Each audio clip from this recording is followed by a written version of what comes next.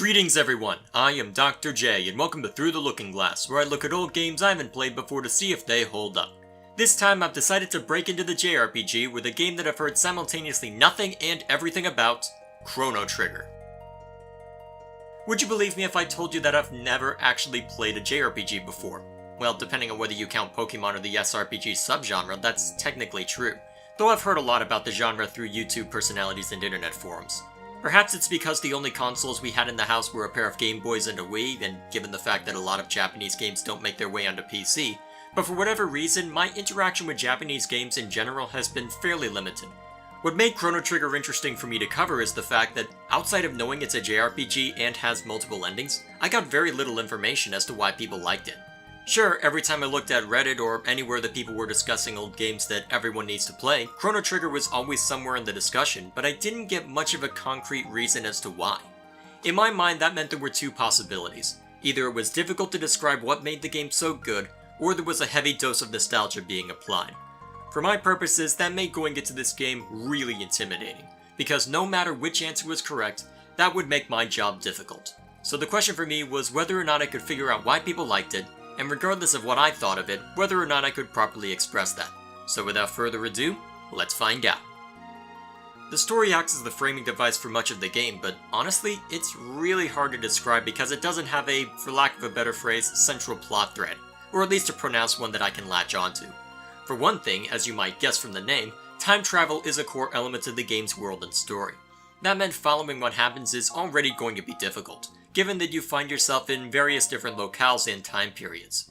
For another, what central narrative that does exist revolves around a really dangerous creature that you learn about early on, which at a given point in time effectively unleashes Armageddon.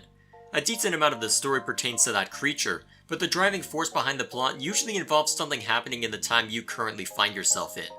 So not only is the central plot harder to follow, but it also means that each area has its own little subplot that has to be resolved. This is made even harder by the fact that these individual plot threads are woven into each other. So at one point you may be working on something in what is effectively medieval times, the next you find yourself in the far future, only to eventually end up back in medieval times to finish resolving things there. I think part of the difficulty that I'm having is that I'm not sure how to critique it. For one thing, the game isn't always clean with how it handles the time travel aspect. The first time it happens, we're given a sense of urgency by virtue of a character disappearing because their actions in the past led to their lack of existence. However, for some variations on the game, the consequences aren't felt or explicitly told until after you go back to a given time period, which is an odd inconsistency. A lot of the times it happens though, it's usually due to the gameplay taking precedence over the story. For instance, it's possible to run a given dungeon multiple times by going through it in an earlier time period.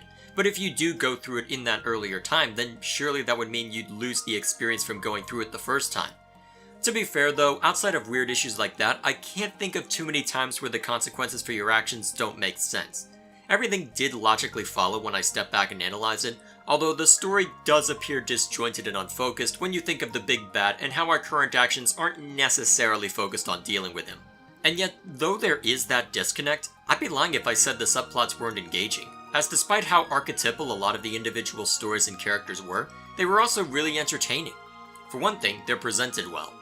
Each area has its own unique look that is unmistakable for the given time period, and despite the limited number of sprites they had access to, the characters are really expressive and vibrant. The music also does a good job of accentuating the key moments, with my favorites being the boss fight music and the forest ambience. The former has a surprising amount of intensity to it, which adds to what I'll be discussing in the gameplay section. The latter has this almost otherworldly and relaxing theme that, despite the monsters you may encounter, was almost therapeutic. Beyond the presentation though, I've mentioned that the characters and circumstances can be a bit predictable, but for some reason I didn't really care and I'm having trouble coming up with words to describe why.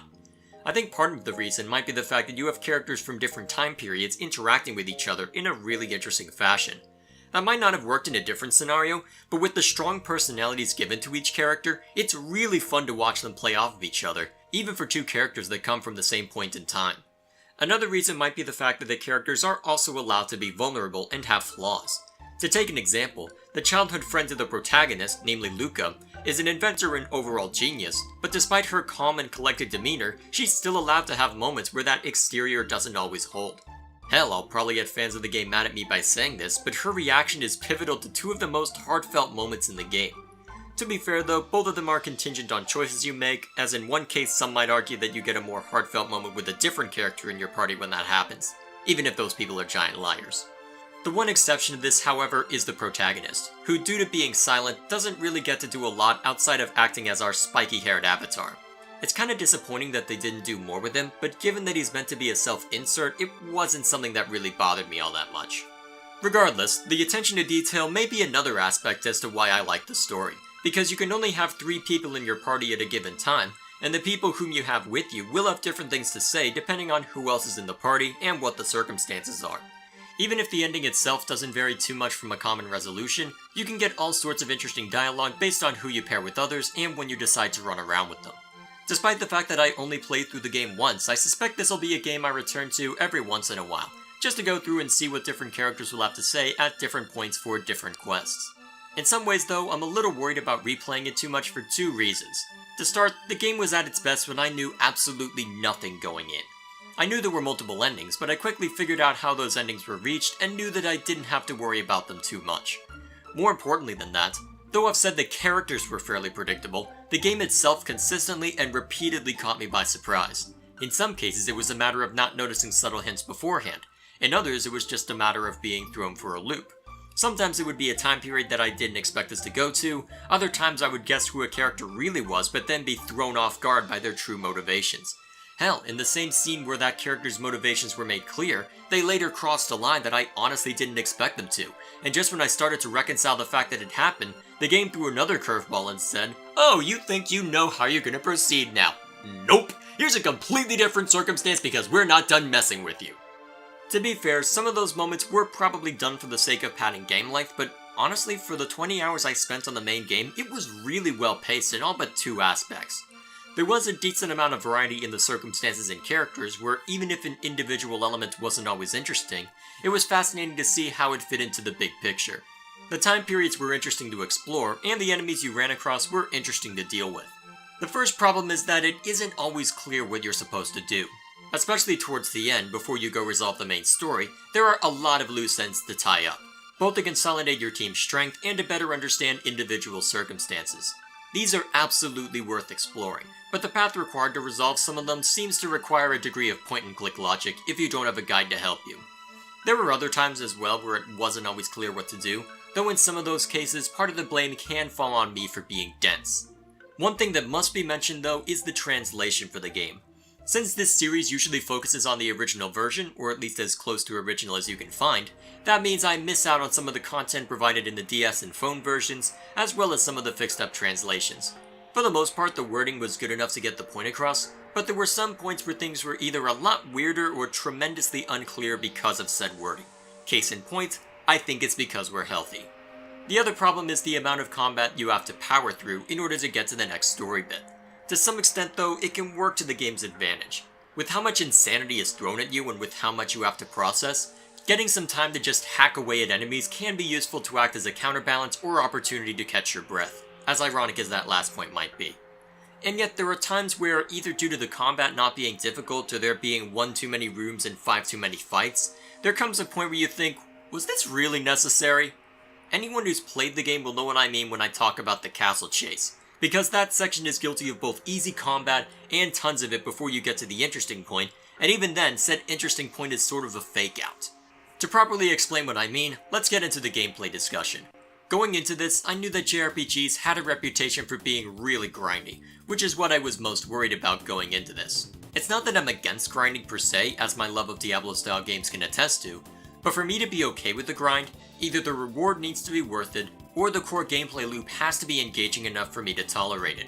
The former wasn't really there for me outside of unlocking new abilities, because the stat increases you get when you level up are handled behind the counter, and since I seldom if ever had issues with gold in this game, there wasn't a good connection between the progress I made and the weapons and armor I was able to find or purchase.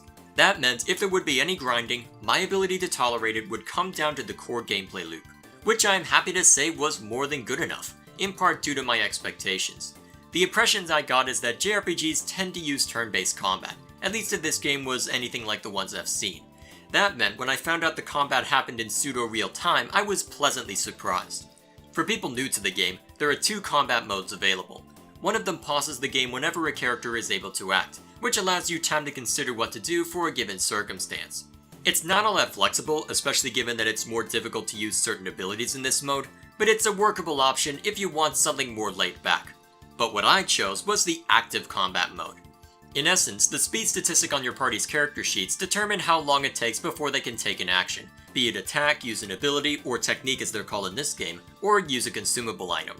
However, your opponents aren't going to wait around for you to make up your mind, which means combat isn't just about min-maxing, it's about min-maxing while you're also on the clock.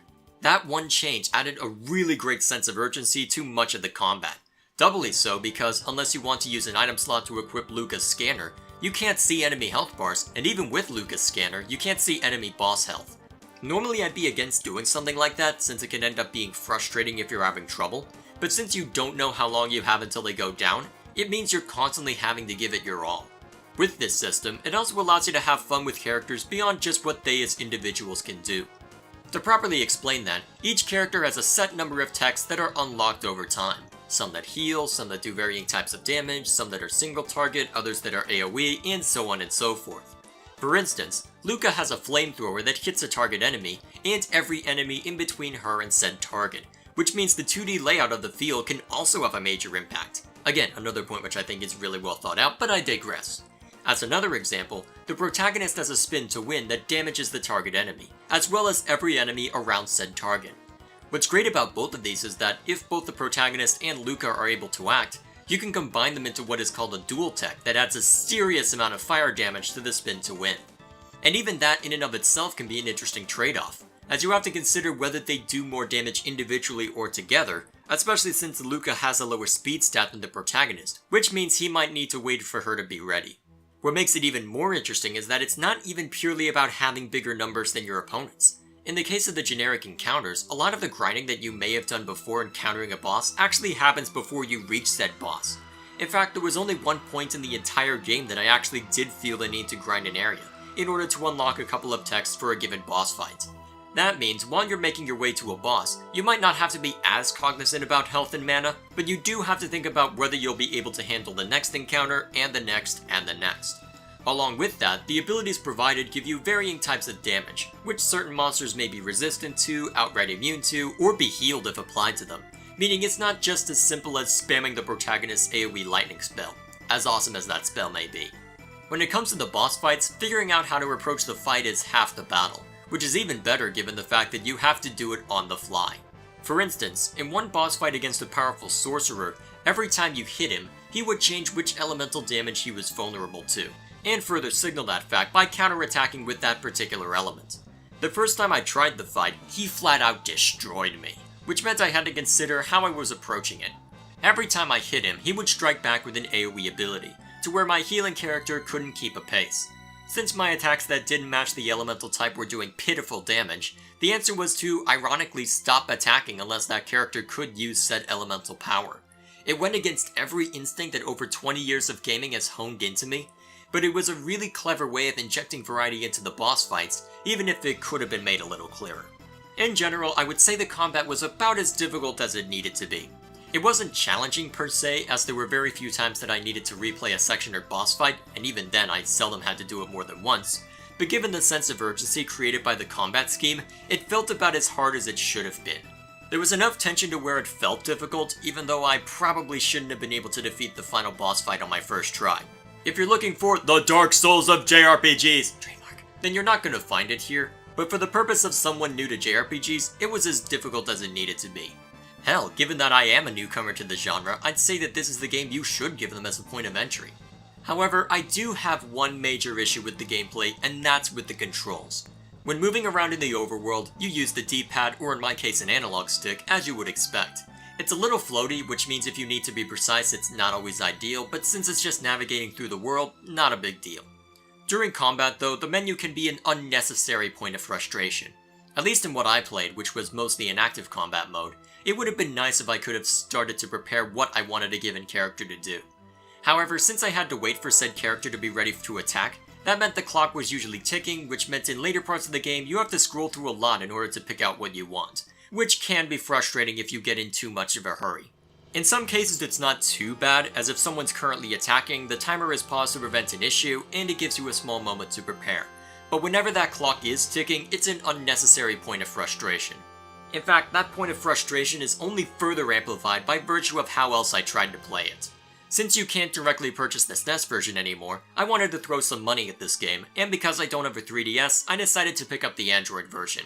While I was traveling for the holidays, I made the mistake of trying to actually play that version, and if the way I'm framing it isn't a dead giveaway, it was not a pleasant experience.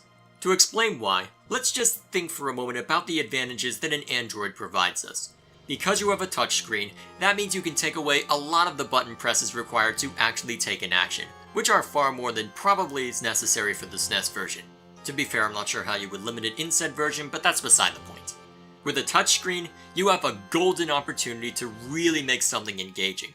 First, you tap on the action you wish to take, then maybe tap on an option in a submenu, and then you tap on your target to apply it.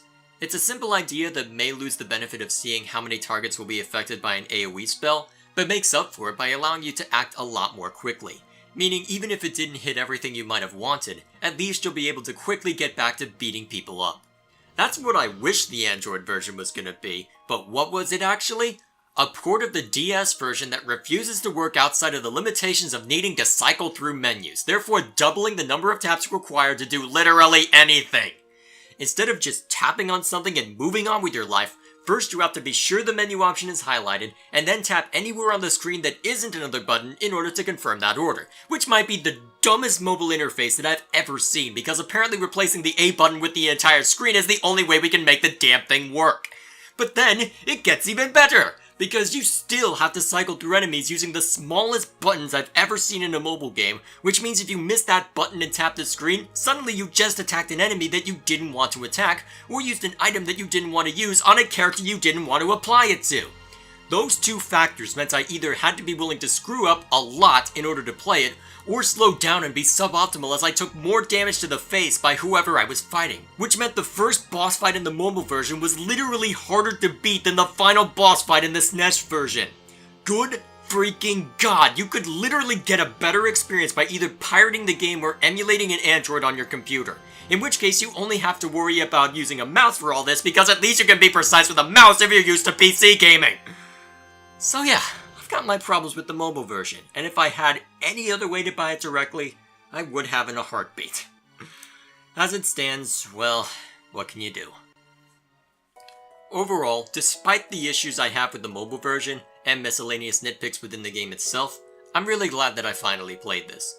The combat took me completely by surprise in the best way possible, the story kept throwing curveball after curveball, and it was fun to watch the characters interact with each other. I'm not sure I would go so far as to say it's the best RPG I've played, but for what it is, it's the most fun I've had with an RPG in a long time, and it's absolutely worth seeing for yourself. If you're interested, the best way to play it would be either the SNES version as the original, or the DS version that adds some new content and cleans up some of the translations. I'll leave a link in the description to the emulator I used below, and if you aren't able to buy the DS version directly, I'll leave links to the Android and iOS versions as well, in case you're masochistic enough to try it on one of those platforms or wish to spend money on the game. That's all I have for this video, thank you all for watching. Please like and share this if you find it deserving, and subscribe to this channel for the next game in Through the Looking Glass, as well as other content posted on a not-so-regular basis. And thus I once again get away with saying everything and nothing about the game by refusing to use names except when absolutely necessary. Although it's kind of a shame because I'd love to go more in depth on the stories and characters, but for the sake of the review it didn't really make sense to include a spoiler section. Maybe I could make a future video going more in depth on that, especially since I just graduated from college and might actually have time to throw out a video like that. Regardless, I have another RPG that I've been throwing to the wayside for too long now, so I'm gonna go finish that up, and we'll see you all later.